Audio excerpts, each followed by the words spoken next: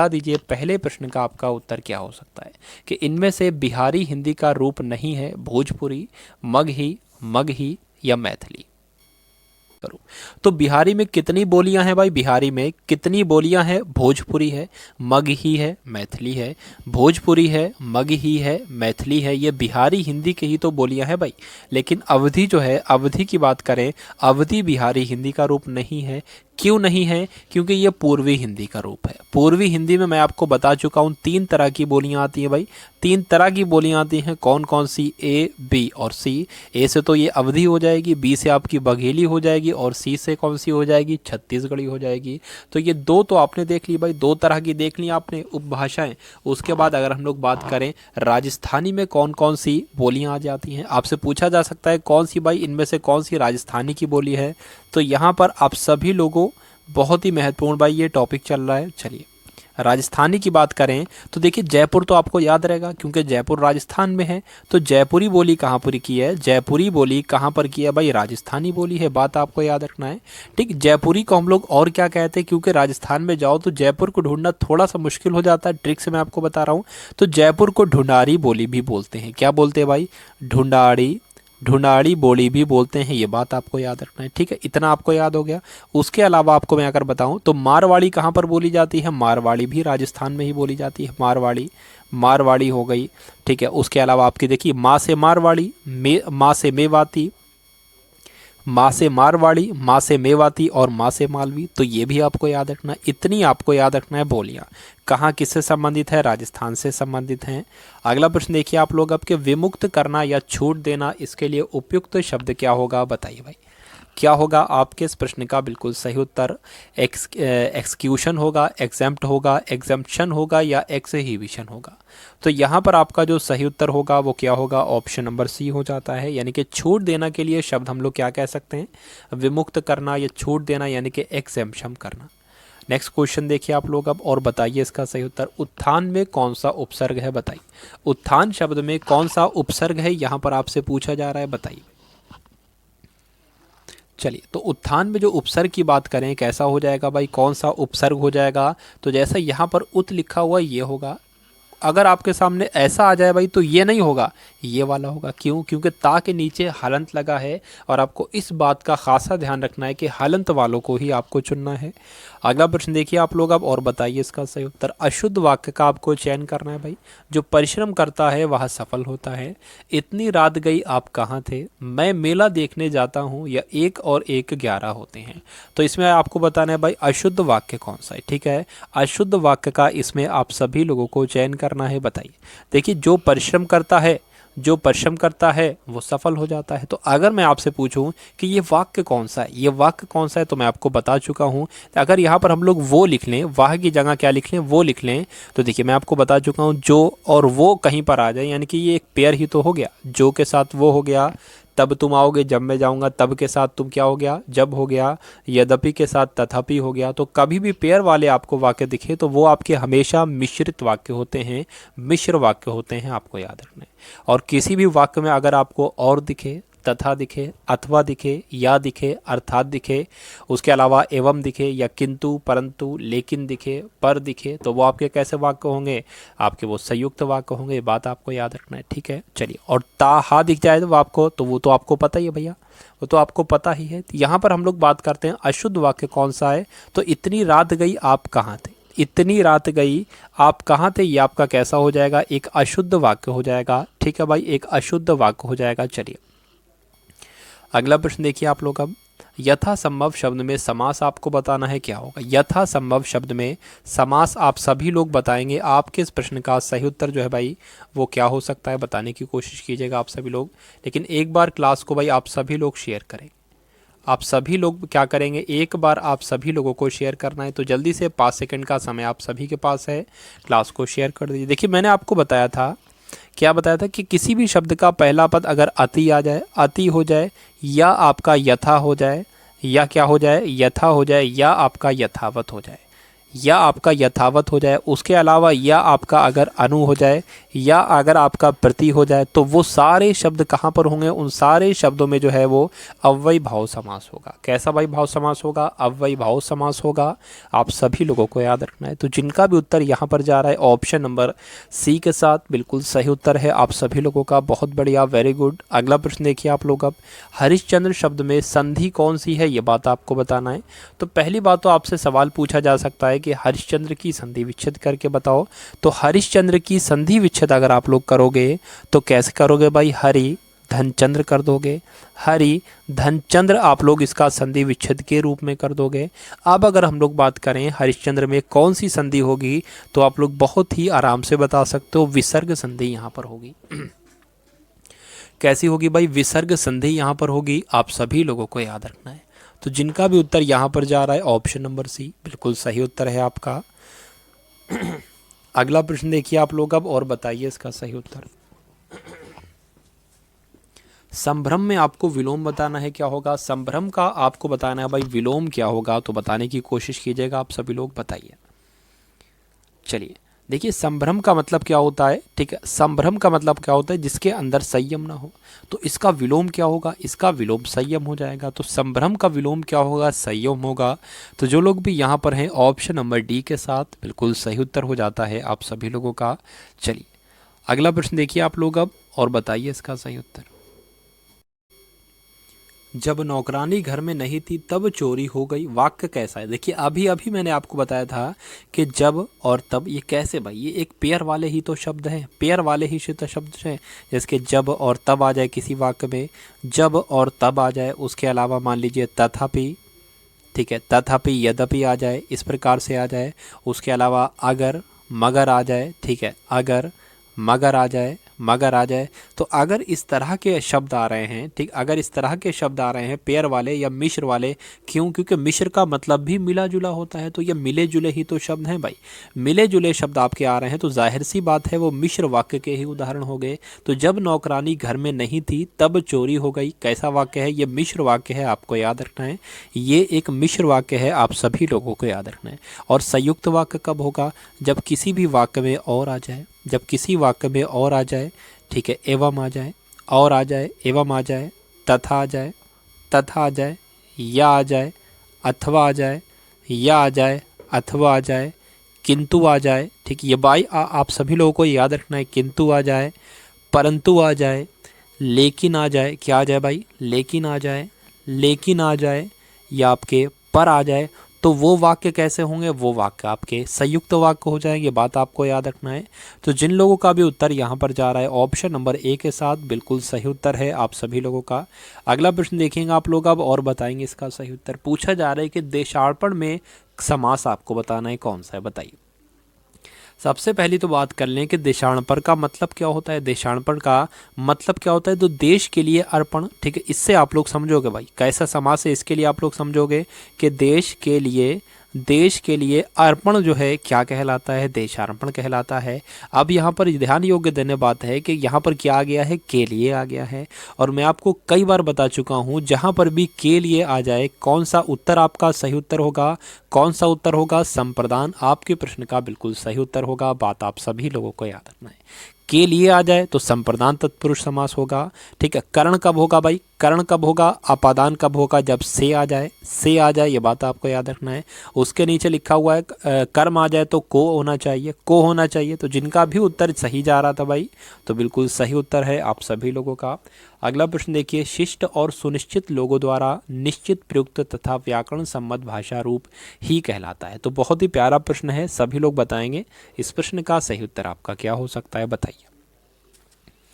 देखिए, तो आप सभी लोगों को यहाँ पर याद रखना है, क्या याद रखना है कि शिष्ट और सुनिश्चित लोगों द्वारा निश्चित प्रयुक्त तथा व्याकरण सम्मत भाषा रूप ही मानक भाषा कहलाता है। क्या कहलाता भाई? मानक भाषा कहलाता है। शिष्ट और सुनिश्चित लोगों द्वारा निश्चित प्रयुक्त तथा व्याकरण सम्मत भाषा को ही हम लोग मानक भाषा कहते हैं, आप सभी लोग याद रखोगे। अगला प्रश्न देखिए, मैंने एक कृशकाय व्यक्ति को देखा। यहाँ पर कृश शब्द का उचित विलोम आपको क्या होगा, बताइए। यहाँ पर जो कृश शब्द लिखा हुआ है इसका आपको विलोम बताना है, क्या होता है? स्थूल होगा, दृढ़ होगा, हष्ट पुष्ट होगा या कठोर होगा, बताइए। इसका विलोम आपको बताना है भाई, ध्यान रहे। इसका विलोम क्या हो जाएगा, हष्ट पुष्ट इसका विलोम हो जाएगा। कृष का विलोम क्या हो जाएगा, हष्ट पुष्ट हो जाएगा। तो जिनका भी उत्तर यहाँ पर जा रहा है भाई ऑप्शन नंबर सी के साथ, तो बिल्कुल सही उत्तर हो जाता है आप सभी लोगों का। बहुत बढ़िया। अगला प्रश्न देखिए कि निम्न शब्दों में से उपसर्ग रहित शब्द कौन सा है, बताने की कोशिश कीजिए आप सभी लोग, बताइए भाई। अछत है, अजान है, अच्छा है या अभाव है। देखिए, तो अगर हम लोग यहाँ पर बात करें, उपसर्ग सहित नहीं बल्कि उपसर्ग रहित बोला गया है, यानी कि जिस शब्द में उपसर्ग हो ही ना, जिस शब्द में देखिए उपसर्ग नहीं है, यानी कि जिस शब्द की संधि विच्छेद नहीं हो सकती, और जिस शब्द की संधि विच्छेद नहीं हो सकती वो शब्द कैसे कहलाते हैं भाई, ऋण शब्द कहलाते हैं। तो इसमें से ऋण शब्द कौन सा है, अच्छा जो है, इसकी ना तो संधि विच्छेद हो सकती है और ना ही इसकी संधि विच्छेद हो सकती है, तो ना तो इसमें उपसर्ग है और ना ही इसमें उपसर्ग है और ना ही इसमें प्रत्यय है। तो ये शब्द आपका उपसर्ग रहित शब्द हो जाएगा और यही आपके प्रश्न का बिल्कुल सही उत्तर हो जाता है।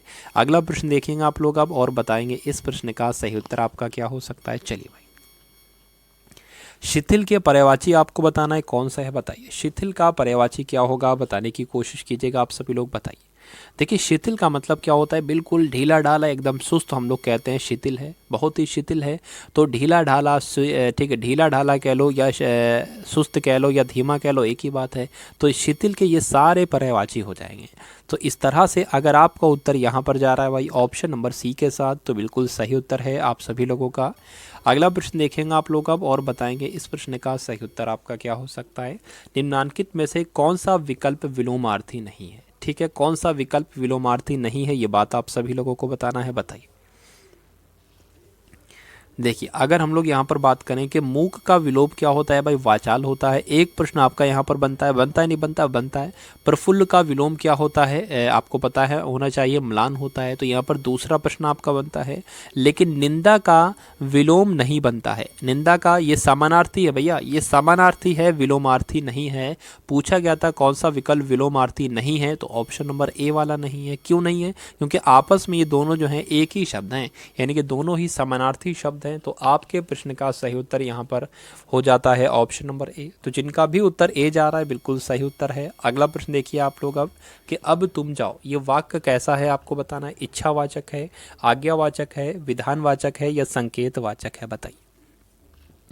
देखिए भाई, अब तुम जाओ कहा जा रहा है, किसी से कहा कि अब तुम जाओ, तो क्या यहाँ पर इच्छा जताई जा रही है भाई, क्या यहाँ पर विधानवाचक हो सकता है कि यहाँ पर संकेत दिया जा रहा है कि यहाँ पर आज्ञा दी जा रही है। तो यहाँ पर आज्ञा दी जा रही है कि अब तुम भैया जाओ, अब तुम जाओ, आज्ञा दी जा रही है। तो ये आपका क्या हो जाएगा, ये एक आज्ञावाचक शब्द हो जाएगा, ये एक आज्ञावाचक वाक्य होगा। तो ऑप्शन नंबर सी आपके इस प्रश्न का बिल्कुल सही उत्तर हो जाता है। अगला प्रश्न देखिए, किसमें आपको सही वर्तनी कौन सी है ये आपको बताना है, बताइए भाई। अश्वत्थामा किस प्रकार लिखा जाता है, ये बात आपको बताना है। जैसे ऑप्शन नंबर ए में लिखा हुआ है, बी में लिखा हुआ है, सी में लिखा हुआ है या डी में लिखा हुआ है। तो अश्वत्थामा की वर्तनी क्या है सही वाली, अश्वत्थामा कैसे लिखा जाता है, तो ये हो जाएगा आपका अश आधा श आएगा, उसके बाद ये आएगा आधा ता आएगा। ये बात आपको याद रखना, अगर इतनी बात आप लोग याद रख लो तो ये समझ लिए प्रश्न आप लोग कर दोगे, ठीक है। जैसे कि यहाँ पर लिखा हुआ है आधा श और आधा था, आधा ता आधा श, अश्वत्थामा हो जाएगा। थामा तो आपको पता है कैसे लिखा जाता है, अश्वत्थामा। और ऐसा कहाँ पर लिखा हुआ है, ऐसा तो भैया ऑप्शन नंबर डी में लिखा हुआ है। तो यही आपके प्रश्न का बिल्कुल सही उत्तर है। अगला प्रश्न देखिए आप लोग अब और बताइए इस प्रश्न का सही उत्तर आपका क्या हो सकता है। पहाड़ी इलाके में इनमें से कौन सी भाषा बोली जाती है, पहाड़ी इलाके में पूछा जा रहा है भाई इनमें से कौन सी भाषा बोली जाती है। आप सभी लोग बताओगे इस प्रश्न का आपका सही उत्तर क्या हो सकता है, बताइए। चलिए भाई, यहाँ पर आपका राइट आंसर क्या होगा बताने की कोशिश कीजिएगा आप सभी लोग, बताइए भाई। ठीक है, तो आप सभी लोग यहाँ पर याद रखेंगे कि 3 तरह की जो बोलियां हैं वो पहाड़ी में बोली जाती हैं। 3 तरह की हैं, कौन कौन सी हैं, सबसे पहले तो नेपाली आपकी बोली जाती है, ठीक है। नेपाली बोली जाती है कहाँ पर, पहाड़ी इलाकों में नेपाली बोली जाती है। और उसके अलावा कौन कौन सी बोली जाती है भाई, आपको याद रखना है, गढ़वाली बोली जाती है और कमायूनी बोली जाती है। ये बात आप सभी लोगों को ध्यान रखना है कि पहाड़ी इलाके में कौन सी बोली बोली जाती है, कौन सी भाषा बोली जाती है, गढ़वाली, कामायूनी और नेपाली। तो इस तरह से आपका अगर उत्तर जा रहा है भाई ऑप्शन नंबर बी के साथ, तो बिल्कुल सही उत्तर है आप सभी लोगों का। वीडियो के शुरुआत में मैंने आपको पूर्वी हिंदी के अंतर्गत कितनी बोलियां आती हैं ये आपको बताया था, और राजस्थानी के अंतर्गत कितनी बोलियां आती हैं ये आपको मैंने बताया था। देखिए रिवीजन बहुत ही ज़रूरी है, तो इन दोनों उपभाषाओं का हम लोग इस्तेमाल करते हैं, यानी कि रिवीजन करते हैं। पूर्वी बोली में, पूर्वी हिंदी में ए बी सी, यानी कि ए से अवधी, बी से बघेली, सी से छत्तीसगढ़ी। उसके बाद राजस्थानी में मैंने आपको बताया था, क्या बताया था कि जयपुरी बोली जाती है, और जयपुरी बहुत ही ढूंढने पे मिलती है, तो ढूंढारी भी इसी को कहा जाता है बोली। उसके बाद माँ से मैंने आपको बताया था ना, माँ से मेवाती, माँ से मालवी, और उसके अलावा माँ से कौन सी, मारवाड़ी। तो ये तो तीनों बोलियाँ जो हैं, चारों बोलियाँ कहाँ की हैं, राजस्थानी की हैं। अब पश्चिमी हिंदी की मैं आपको एक ट्रिक बता रहा हूँ कि पश्चिमी हिंदी के अंतर्गत कौन कौन सी कितनी बोलियाँ आती हैं, ठीक है। किसके अंतर्गत बताइए, पश्चिमी हिंदी के अंतर्गत। पश्चिमी हिंदी के अंतर्गत आप सभी लोग यहाँ पर याद रखें। चलिए, तो आपको याद रखना है के बी एच, के बी एच आप सभी लोग यहाँ पर याद रखोगे। देखिए भाई नीचे वाला जो एच है आपका, इससे हो जाएगी हरियाणवी, इससे क्या हो जाएगी, हरियाणवी हो जाएगी।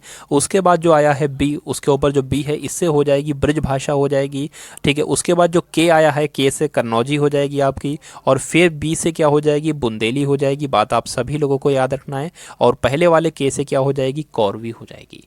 बात आपको याद रखना है कि कौरवी को हम लोग खड़ी बोली भी कहते हैं, कौरवी को ही हम लोग क्या कहते हैं भाई, खड़ी बोली कहते हैं। बात आपको याद रखना है, आप सभी लोगों को याद रखना है, ठीक है। और बांगरू को ही हम लोग हरियाणवी कहते हैं, बात आपको याद रखना है, ठीक है। ब्रज भाषा, बुंदेली, कन्नौजी, ये सब कहाँ की है, पश्चिमी हिंदी की ही तो बोलियां हैं। अब बचा क्या भाई, पहाड़ी भी मैंने आपको बता दी, राजस्थानी की भी बता दी, पश्चिमी हिंदी की भी बता दी, पूर्वी हिंदी की भी बता दी। बची है भोजपुरी की, बिहारी की, सॉरी वो बिहारी की भी आप लोग याद रखो। बिहारी के अंतर्गत तो कौन कौन सी आती हैं, देखिए भाई बिहारी के अंतर्गत एक तो भोजपुरी आती है, बिहारी के अंतर्गत कौन सी आती है, भोजपुरी आती है, बात आपको ध्यान रखना है। उसके अलावा मगही आती है, मगही आती है, बात आपको याद रखना है। भोजपुरी हो गई, मगही हो गई, और उसके अलावा मैथिली हो गई, मैथिली हो गई। अगला प्रश्न देखिए आप लोग अब, कि किस रस के संचारी भाव में, किस रस के संचारी भाव उग्रता, गर्व, हर्ष आदि हैं, श्रृंगार, वीर, वात्सल्य या रौद्र। देखिए आप सभी लोग यहाँ पर याद रखोगे कि वीर आपके इस प्रश्न का बिल्कुल सही उत्तर होगा, यानी कि वीर रस के संचारी भाव उग्रता, गर्व, हर्ष आदि हैं, ये बात आपको याद रखना है। तो जिनका भी उत्तर जा रहा है भाई यहाँ पर ऑप्शन नंबर बी, तो बिल्कुल सही उत्तर है आप सभी लोगों का। चलिए, अगर हम लोग बात करें कि जो हिंदी का पहला महाकाव्य था ये कौन सा था, तो पृथ्वीराज रासो जो था ये हिंदी का पहला महाकाव्य था, ठीक है। मैंने यहाँ पर लिख दिया पृथ्वीराज रासो। एक महत्वपूर्ण प्रश्न बनता है भाई आपसे, पृथ्वीराज रासो जो था ये आपका पूछा जाता है कि ये जो है किस रस में लिखा हुआ है, तो आपको याद रखना है श्रृंगार रस में भी इसे लिखा गया है और वीर रस में भी लिखा गया है, दोनों ही रसों में ये लिखा गया है, बात आपको याद रखना है। लिखा किसने, चंद बरदाई ने लिखा, बात आपको याद रखना है। अगर आपसे पूछे कि हिंदी के महाकवि कौन है पहले, तो चंद बरदाई आपको बताना है। पृथ्वीराज रासो के रचयिता कौन है, तो चंद बरदाई आपको याद रखना है, ठीक है। अगर आपसे पूछे कि वात्सल्य रस का सम्राट किसे कहा जाता है, वात्सल्य रस का सम्राट भैया जो है ये किसे कहा जाता है, तो आप लोग क्या बताओगे, सूरदास आप लोग बताओगे। माना जाता है कि सूरदास जो थे ये अंधे थे भैया, अंधे थे, तो वात्सल्य रस का सम्राट किसे कहा जाता है, सूरदास को कहा जाता है, आपको याद रखना है। अगला प्रश्न देखिए आप लोग, आपके हेड मास्टर में किस प्रकार का उपसर्ग है, बताइए भाई। हेड मास्टर में देखिए भाई, वीडियो पसंद आ रही हो तो सभी लोग एक बार शेयर करेंगे, क्योंकि शेयर करना बहुत ही ज़रूरी है। शेयर करना भाई आप सभी को नहीं जानते भाई बहुत ही ज़रूरी है, क्योंकि ज़्यादा से ज़्यादा स्टूडेंट क्लास से जुड़ें और क्लास का फ़ायदा उठा पाएँ, ये हमारे लिए बहुत ही अच्छा होगा। चलिए, तो हेड मास्टर में किस प्रकार का उपसर्ग लगा है आप लोग बताओगे। तो जिन लोगों को भाई इस क्लास की ज़रूरत है, इस क्लास को वहाँ तक आप सभी लोग पहुँचाने का कष्ट कीजिए।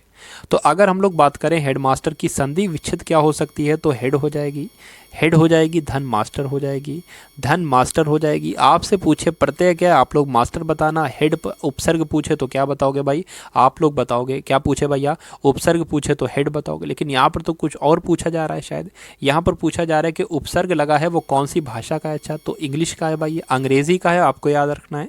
तो यहाँ पर आपका सही उत्तर क्या हो जाता है, ऑप्शन नंबर डी हो जाता है। अगला प्रश्न देखिए आप लोग, आपके हथियार डाल देना, इस मुहावरे का सही अर्थ आपको बताना है, क्या होगा बताइए। विजयी होना, हार मान लेना, हमला करना या पीछा करना।